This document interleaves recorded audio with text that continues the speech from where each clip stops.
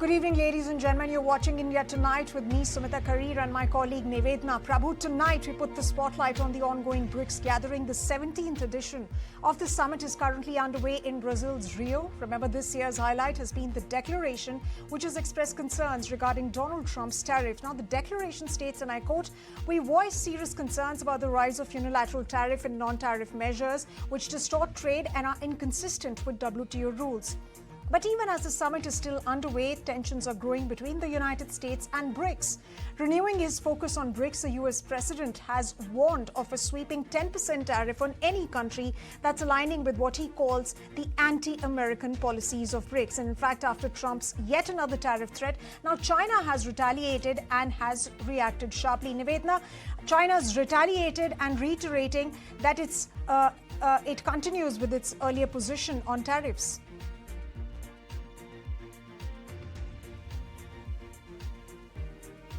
Absolutely, Sumita. In fact, Beijing isn't having it, calling the remarks coercive and counterproductive. China, in fact, says Brics is about cooperation and not confrontation. It insists tariffs must not be used as political weapons, and the timing extremely crucial, coming right after India backed a Brics declaration critical of US-led tariffs, Sumita.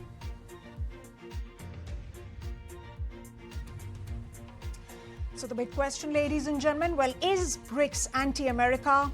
Our Brics country is now looking at fresh tariff assault from the United States. And will this bro-beating by the United States president work? Well, we have a stellar panel of guests joining us to decode what's going on with Brics and the latest comments that have been coming in from the US president. Joining us on the broadcast live is Dr. Vivek Mishra, Deputy Director of Strategic Studies Program at ORF. Michael Kugelman is also joining us on the broadcast live. He's a Senior Fellow at Asia Pacific Foundation. Thank you very much, gentlemen, for joining us here on ET. Now, first things first, let me take the first question across to you, Mr. Kugelman. Now, this threat that the United States president has put forth of imposing a 10% tariff on countries which join Brics and which are anti-America. We do know that the communique has issued a criticism regarding US's tariff policies as well. But what are these essentially anti-American policies that President Trump has termed and has been speaking about?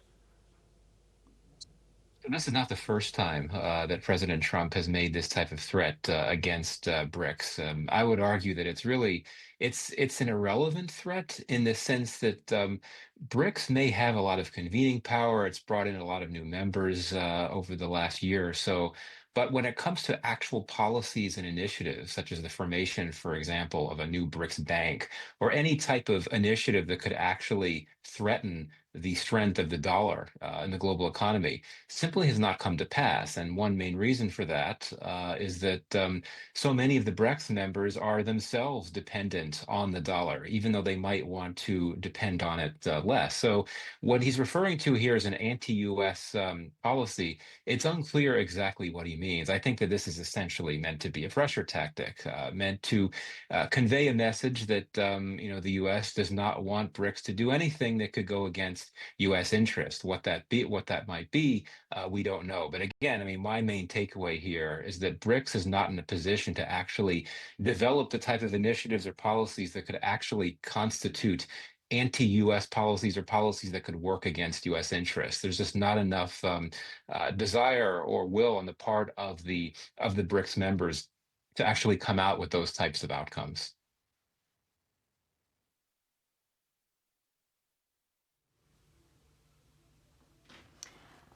Right, as Kugelman, you make that opening remark, let me also get in a word in from Dr. Mishra. Dr. Mishra, Brics, China says Brics is in fact about cooperation and not confrontation, but in both substance and timing. How do you see this? How are you viewing the statement? And more importantly, how has it landed geopolitically, according to you? So I think Brics has been, as was laid out by Michael, has been a concern for Donald Trump for some time now. But I think if you look at the fine prints of Brics' statement, there is a clear, evocation of the idea of WTO rules, of the principles of which unite the global South, and particularly, the WTO. And I think it has hit at the heels of the idea that Donald Trump himself does not believe in that in that organization. So I think that dichotomy sort of stands very starkly from this statement. But I think more poignantly, what is important here is that the expansion of BRICS, especially countries like the UAE coming into the fold. You have Egypt and China and Russia. I think there is the apprehension that Donald Trump senses here is that there has been a global South coming together of some sorts, which is expanding, and it could have its own impact in terms of how it impacts the dollar. Now, he has cautioned the world against de-dollarization, etc. India has made its stand clear on the issue, but regardless of that, I think the apprehension is pretty much visible in Washington in terms of how it could impact the dollar itself. And if you look at the intra-trade between some of these countries, between Russia and China, between some of the other bilaterals within the BRICS, there is an obvious attempt to circumvent the dollar route. So I think this is some of those apprehensions playing out beyond the fact that Donald Trump, of course, wants countries to be wary of any steps that goes against Washington. Right, Mr. Mishra, you talk about countries looking at circumventing the US dollar, and of course, like Mr. Kugelman was rightly stating, that this is not the first time that Donald Trump has tried to threaten this grouping of BRICS. Let me take the next question to you, Mr. Jeff Dennis. Ladies and gentlemen, Mr. Dennis is also joined he's an independent emerging markets commentator.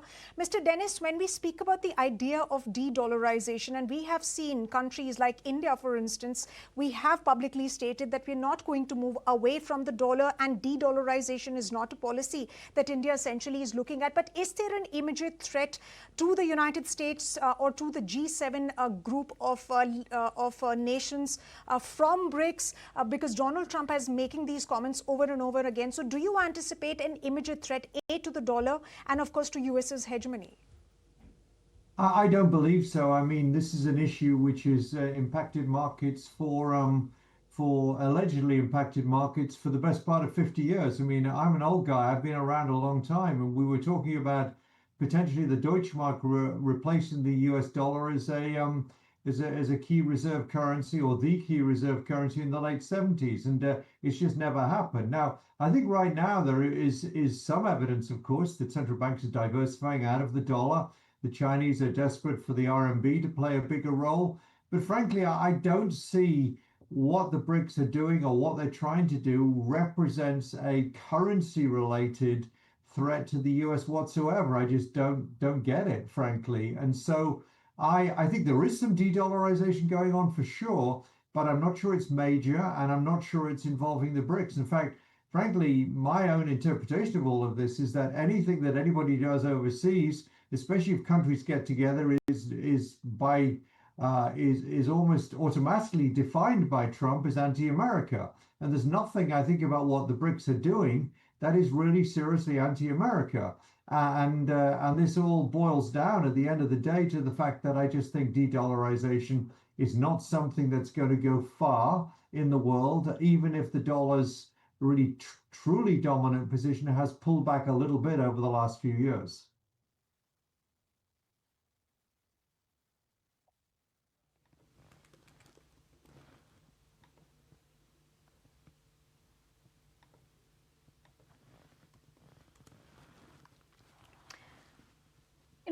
On the other hand, let me take that question across to Kugelman. Kugelman, how do you look at this in terms of, the statement as well? Is this a new front line in great power competition, or do you make it as domestic campaign theater with global costs?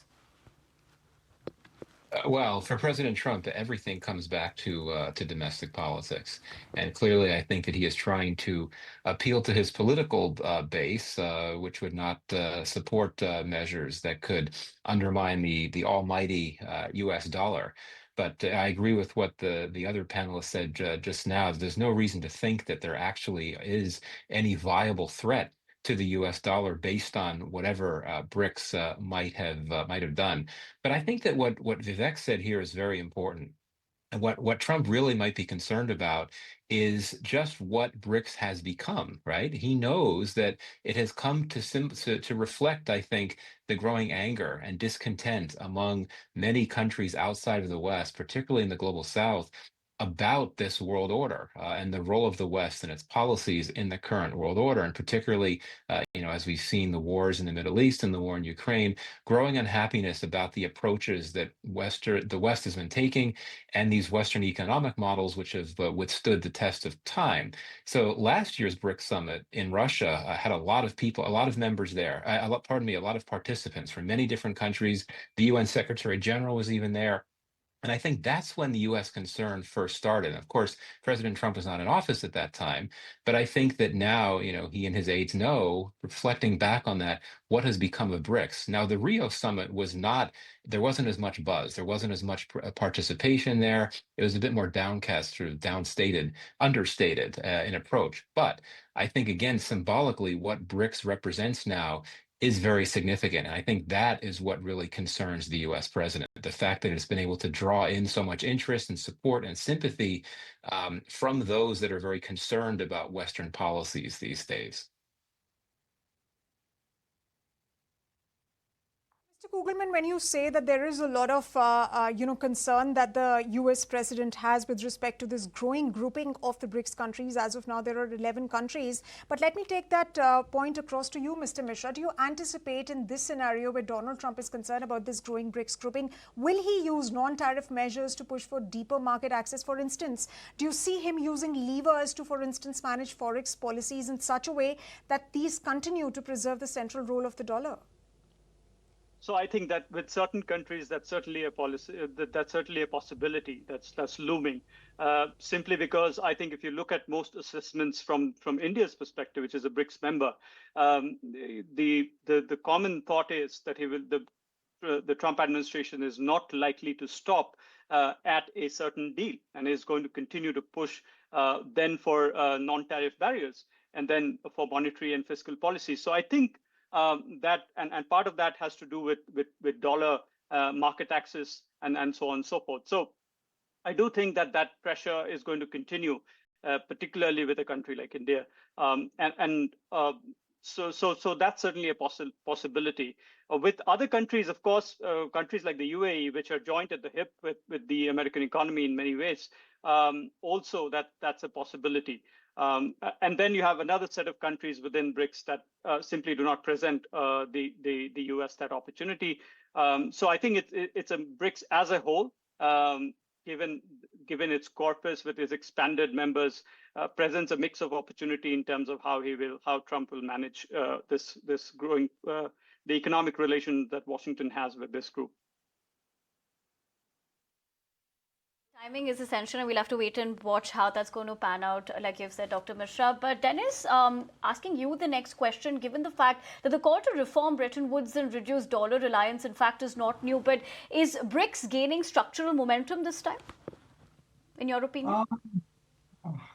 It's gaining structural momentum in the sense that you've got a number of other large countries, as everybody knows, joining BRICS that over and above the original BRICS, which was defined by my old friend Jim O'Neill in 2001, which was, of course, just Brazil, Russia, India, China. There are some very important countries that have joined, but I'm not sure exactly what a BRICS summit achieves. Yes, they say all the right things about we support free trade, we don't want to we condemn tariffs, whatever it might be, or non-tariff barriers. But as to how much power this group actually can demonstrate currently in the world economy, especially against a U.S. president who, frankly, is a bully to everybody, who seems to threaten in some vague way the U.S. position, dominant position of the world economy. So I think it doesn't sort of matter to me within reason what the BRICS does at this point, whether it gets bigger, whether it gets smaller, whether a lot of presidents and heads of state come to the conferences or not.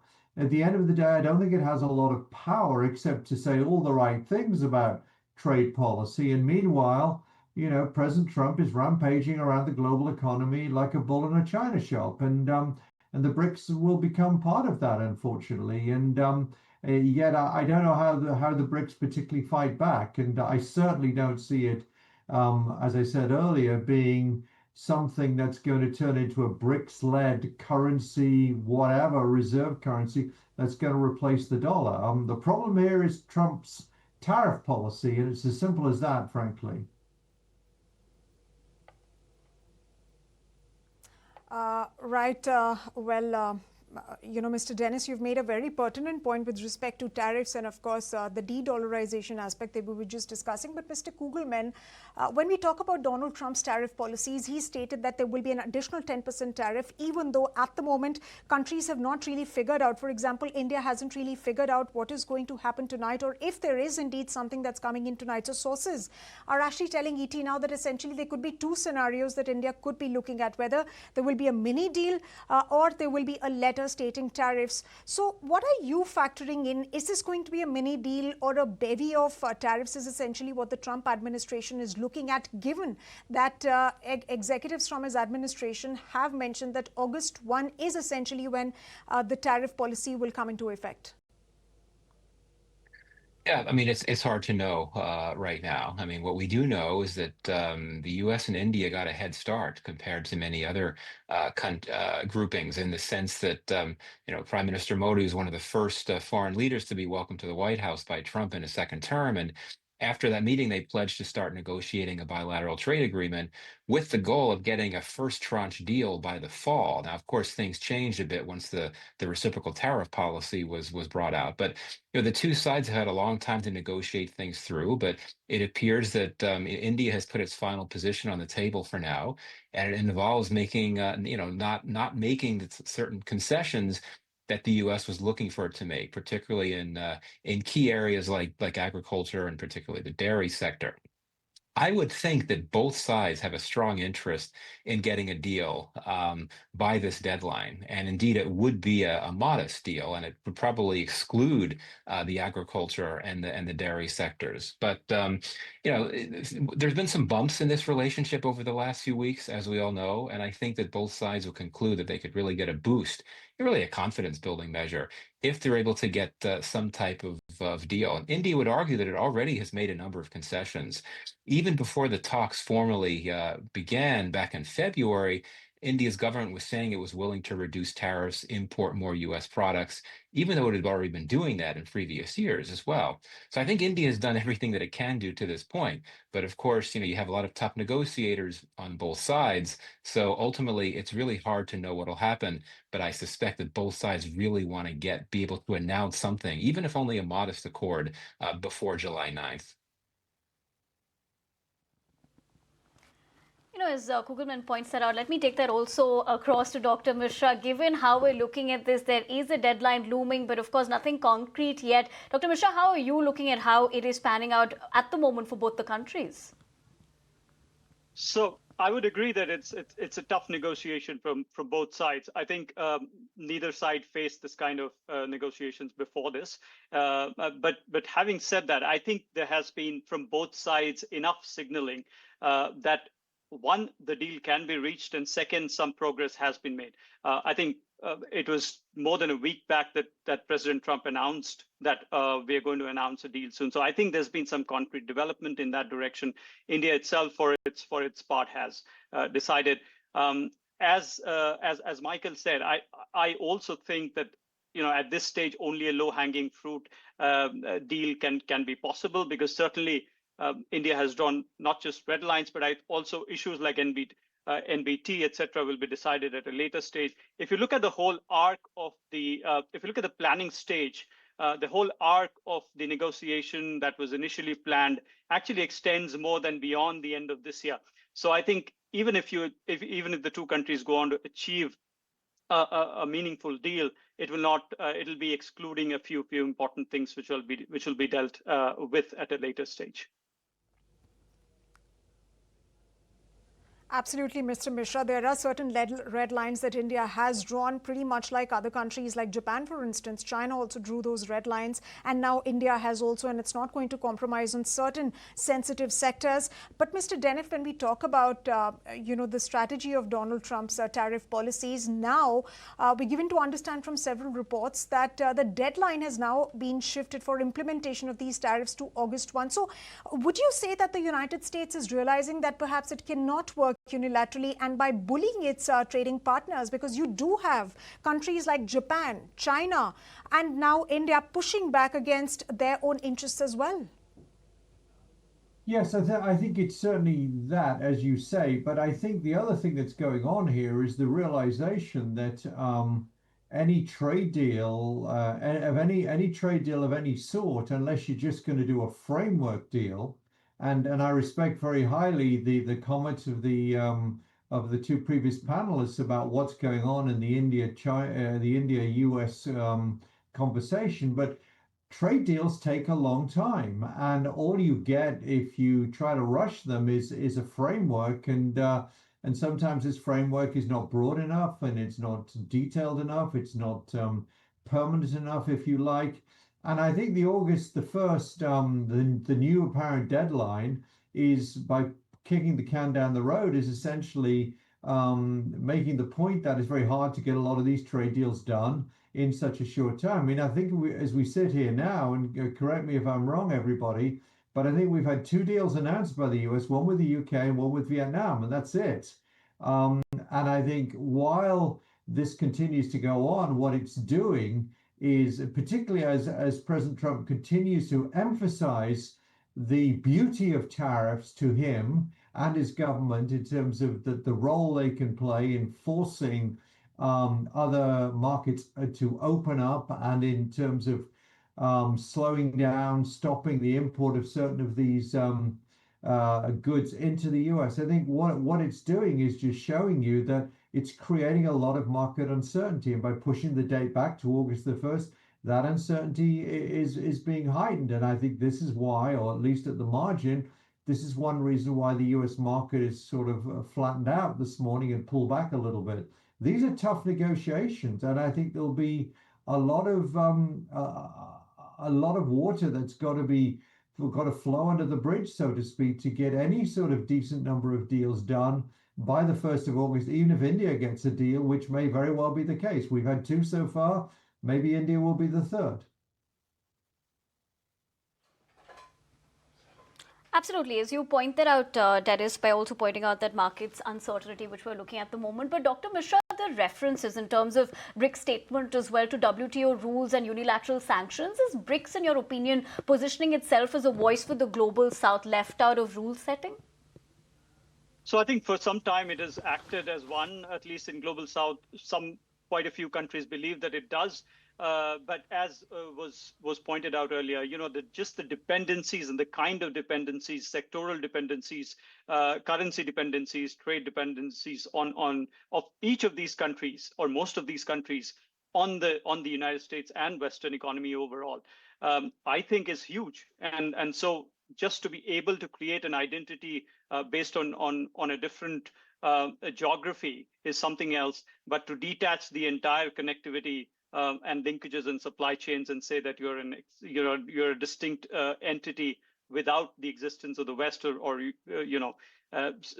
can exist on your own, is a different thing altogether. So I think we've got to make a nuanced distinction between those two arguments in terms of where BRICS on certain issues of climate, etc., you see more cooperation, but on certain issues like trade and supply chains, I think you would hear more sound than actual actions.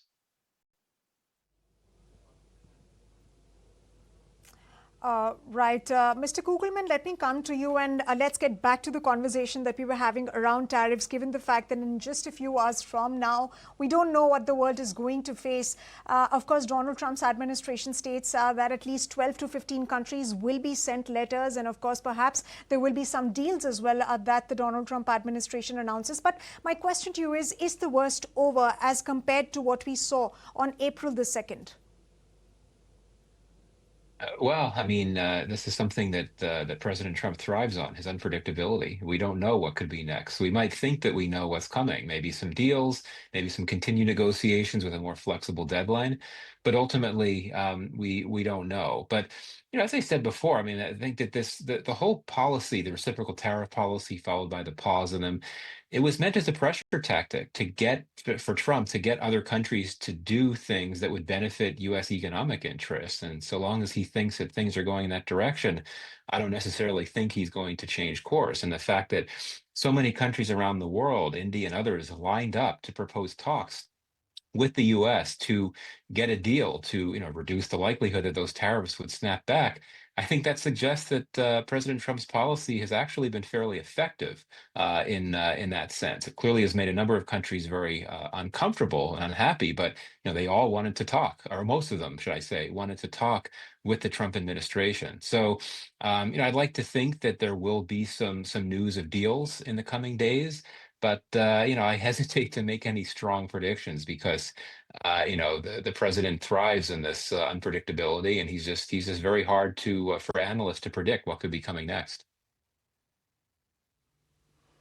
Absolutely, very hard to predict. But Dennis, getting in a word from you as far as the markets and how you're looking at that getting impacted as well. What are you making of the situation?